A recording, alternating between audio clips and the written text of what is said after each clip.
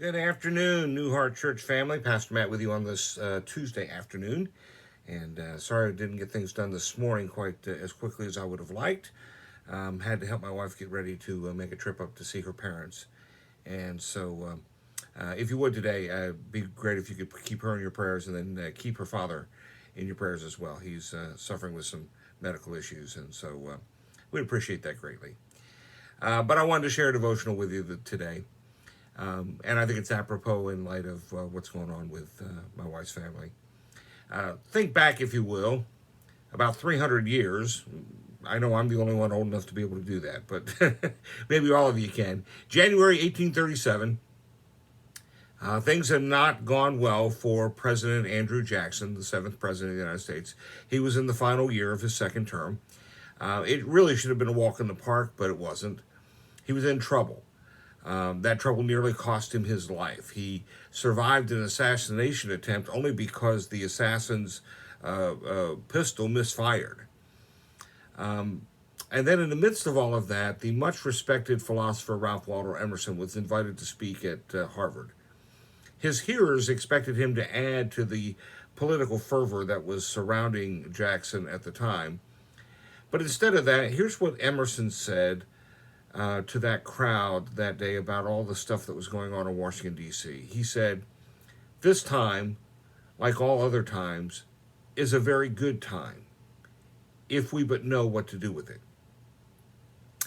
I know that there are a lot of folks that are still unhappy about the election of 2020. There were a lot of folks that were unhappy about the election of 2016, though I don't think there's much overlap between those two groups.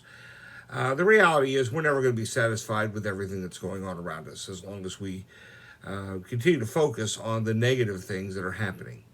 I'm not advocating for a denial of reality. I'm just suggesting that perhaps we need to take time to look at the bigger picture. Jeremiah lived and prophesied in difficult times. The people of Israel were rebellious against God. God had told Jeremiah that he was going to prophesy about the nation's impending doom. There'd be invasion, war, domination, destruction. All of that were certain to occur in their immediate future. For the people of Israel, things looked very, very bleak. However, God was not going to abandon his people. He told Jeremiah to instruct the people not to be overcome by the severity of their current conditions, but to take heart. We're very familiar with that verse out of chapter 29, verse 11, where it's a message from the Lord to the children of Israel. And Jeremiah says, "These are God's words, for I know the plans I have for you, declares the Lord, plans to prosper you and not to harm you, plans to give you a hope and a future." We all know that verse very well, and sadly, sometimes it is taken a bit out of context, but the truth is undeniable. God has a plan, even in the midst of turmoil and trouble, even in the midst of anxiety and doubt, even in the midst of pain and disease. God has a plan.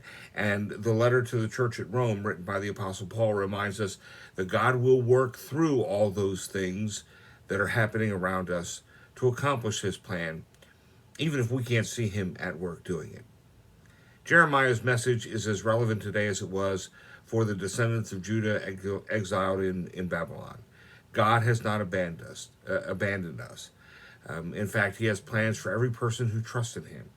Plans of hope, plans for the future, plans to preserve and to protect us. All we have to do is trust him and follow those plans. Tomorrow night's our church board meeting, so we won't have a Zoom prayer gathering.